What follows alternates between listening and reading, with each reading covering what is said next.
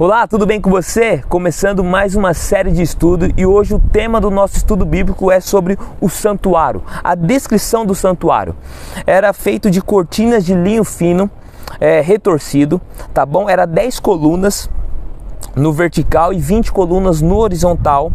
As colunas as ponteiras eram de prata, as colunas em si de bronze e a base era de bronze também e a base central era de prata, tá bom?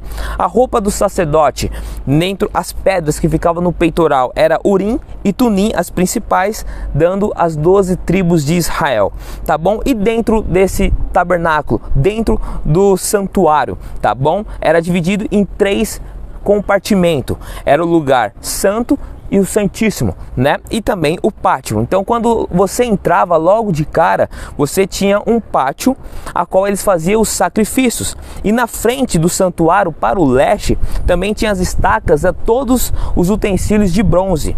E a entrada logo do tabernáculo tinha 5 colunas revestida de ouro, tá bom? O pátio tinha o altar do sacrifício, a pia e a parte interna. Tinha também o candelabro, a mesa, o altar de incenso e a arca da aliança, tá bom? E o cordeiro a qual levava para o sacrifício era sem manchas, sem nenhum defeito, era um cordeiro totalmente perfeito, digamos assim, de passagem, tá bom? E lá dentro, tá? As colunas, 4 colunas de madeiras era revestida de ouro, as 20 taubas, são 20 taubas, 40 bases e as taubas de madeira também era revestido de ouro puro. A base em si era prata. Deus era um Deus na época que gostava de excelência, era um Deus de prosperidade que ele armou o santuário dele para adoração, tá?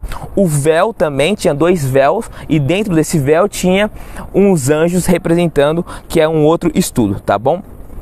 E as 4 entradas, né? Porque tinha o pátio, o santo e o santíssimo. A altura do tabernáculo, do santuário, era 10 côvados, tá bom? E se você parar para analisar, todos os formatos do candelabro, a mesa, desde o pátio dava o formato da cruz, fazendo já uma menção que o sacrifício que estava sendo feito iria vir o outro sacrifício, o outro cordeiro, que era Cristo Jesus, tá bom?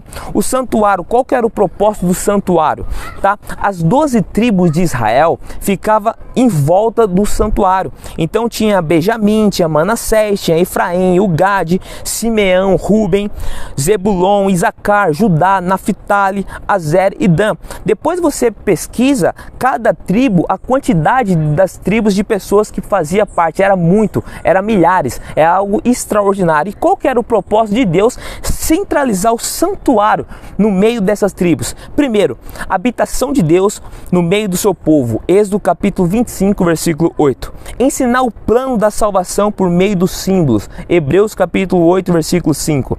Ser o centro de adoração do povo de Deus, Salmos 29, versículo 2 e Salmos 63, versículo 2, tá? Também prover a expiação, o perdão para os pecados deles, Hebreus capítulo 9, versículo 22 e Levítico capítulo 4, 19, 20. E o último, representar o santuário celestial, conforme Êxodo capítulo 25, 40, que diz também lá em Apocalipse que tem um tabernáculo, que tem um santuário a qual João avistou a arca da aliança no lugar santíssimo, tá? E olha só que interessante. O santuário celestial, se fosse explanar, esmiuçar esse tema, iria de 2 horas a 3 horas para falar sobre esse tema.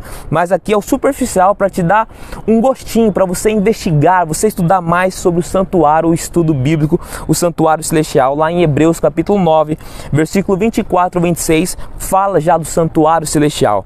E Hebreus capítulo 8, versículo 1, 2 diz assim: Ora, é essencial das coisas que temos dito, que possuímos tal sumo sacerdote. Quem é o nosso sumo sacerdote? É Cristo Jesus, aquele que intercede por nós, pelos nossos pecados, tá? Que assentou à destra do trono da majestade dos céus, como ministro do santuário e do verdadeiro tabernáculo que o Senhor erigiu e não de homem.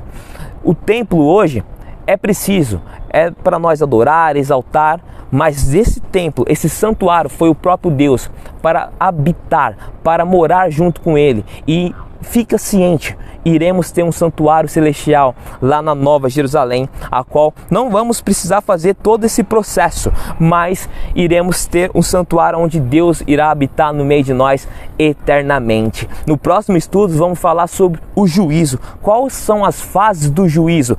O juízo investigativo, o juízo confirmativo e o juízo executivo. Não perca e lembre-se, siga aqui abaixo o canal, assim diz o Senhor e não o teu doutor. Compartilha, se inscreva, deixe o seu like, comenta. Juntos estamos fazendo a ordem de Cristo Jesus. Ide e pregai o Evangelho. Deus abençoe e te aguardo você amanhã no próximo vídeo, se Deus quiser.